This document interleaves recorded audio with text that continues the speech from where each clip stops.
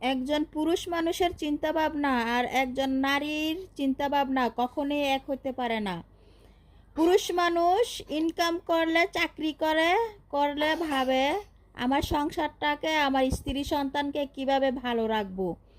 আর যদি নারীরা ইনকাম করে, চাকরি করে, তাহলে নারীরা ভাবে আমার এই সংসারটা ছেড়ে আমি কিভাবে চলে যাব, সেই উছিলাটাই খোঁজে।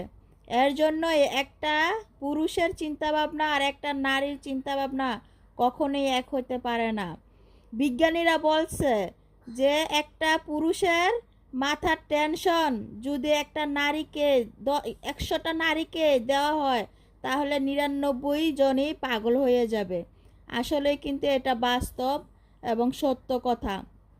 পুরুষের মাথায় যে চিন্তাভাবনাটা থাকে, যে টেনশনটা থাকে, সংসারটাকে কিভাবে গুছিয়ে রাখবে, সংসারটাকে কিভাবে সামালন দিবে, সেই চিন্তাভাবনা করতে করতে জীবনটা